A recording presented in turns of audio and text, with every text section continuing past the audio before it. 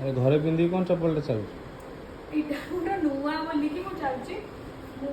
ଦେଖେଇବି ଗାଇସ୍ ମାନଙ୍କୁ କ'ଣ କ'ଣ ନେଇକି ଆସିଛି ମୁଁ ଗୋଟେ ସ୍ଲିପର୍ସ ନେଇକି ଆସିଲି କ'ଣ ପାଇଁ ନେଇକି ଆସିଛି ସେଇଟା ତ ଏବେ ରିଭିଲ୍ ହବନି ତ ଏଇ ସ୍ଲିପରଟା ମୁଁ ନେଇକି ଆସିଛି କୁହନ୍ତୁ କେମିତି ଲାଗୁଛି ହେଲା ଗାଇଜ ମାନଙ୍କୁ ଦେଖେଇବା ସେ ତ ଆମର ନିଜ ଲୋକ ନା ତାକୁ ଦେଖେଇଲେ କାହାକୁ ଦେଖେଇବା ଆଉ ମୁଁ ଆଣିଛି ଆଙ୍କଲ ସକ୍ସ ତାପରେ ମୁଁ ଆଣିଛି ଫିଙ୍ଗର ରିଙ୍ଗ ଦେଖନ୍ତୁ ଜୁଡିଓରେ ଏଇସବୁ ମୋତେ ଭଲ ଲାଗେ ରାଦର ଦେନ୍ ଡ୍ରେସେସ୍ ଆଣ୍ଡ ଅଲ୍ ତ ଏଇସବୁ ମୁଁ ଆଣେ ମାନେ କ'ଣ ଫାର୍ଷ୍ଟ ଟାଇମ୍ ଆଣିଛି ଆଉ ଗୋଟେ କ୍ଲଚର କେତେ ପ୍ରିଟି ଲାଗୁଛି କ୍ଲଚରଟା ଆଉ ଏଇ ପ୍ୟାଣ୍ଟଟା ଗୋଟେ ମୁଁ ଆଣିଲି ଏଇଟା ମମି ଚଏସ୍ କରିଛନ୍ତି ହ୍ୱାଇଟ୍ ଆମର ସମସ୍ତଙ୍କୁ ପସନ୍ଦ ଘରେ ତ ସେଇଥିପାଇଁ କୁହନ୍ତୁ କେମିତି ଲାଗୁଛି ନା ଏଇଟା ସେଇଥିପାଇଁ ଆଉ ଏଇଟା ମୁଁ କ'ଣ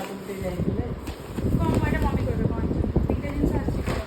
ଆମେ ଟିକେ ସ୍ମାର୍ଟ ବୁଟି ଯାଇଥିଲୁ ଗୋଟେ ଦୁଇଟା ଜିନିଷ ଆଣିବାର ଥିଲା ଏଇଟା ଅର୍ଗାନିକ ସୁଗାର ଆମର ସଲ୍ଟ ବି ଅର୍ଗାନିକ୍ ସୁଗର ବି ଅର୍ଗାନିକ୍ ଆଉ ଏଇଟା ପାସ୍ତାଟା ଅଟା ପାସ୍ତାଟା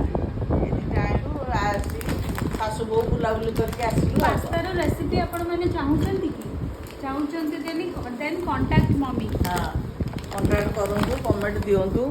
ତାପରେ ଆମେ ଯାଇକି ସବସ୍କ୍ରାଇବ ତ ଆପଣମାନେ କରୁ ହିଁ ନାହାନ୍ତି ସବସ୍କ୍ରାଇବ କରନ୍ତୁ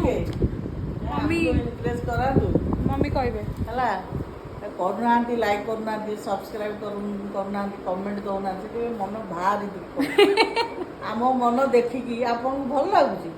ଆଉ ଲିଓକୁ ଦେଖିଲେ ତ ଆପଣମାନଙ୍କୁ ଦୟା ଲାଗିବ ଦେଖ ଲିଓକୁ ଟିକେ କେତେ ମନ ମାରିକି ବସିଛି ଲିଓ କହିଦେ ସବୁ ଗାଇସ୍ ମାନଙ୍କୁ ସବସ୍କ୍ରାଇବ କରିବା ପାଇଁ ଜଲ୍ଦି ଜଲ୍ଦି ଆଉ ଯଦି ସବସ୍କ୍ରାଇବ ଆପଣମାନେ ଜଲ୍ଦି ଜଲ୍ଦି ବଢ଼ିବ ଆମ ସବସ୍କ୍ରାଇବର୍ସ ତାହେଲେ ଆମେ ଜଲ୍ଦି ରିଭିଲ୍ କରିବୁ ଯେ ଆମେ କୁଆଡ଼େ ଯାଉଛୁ ବାଏ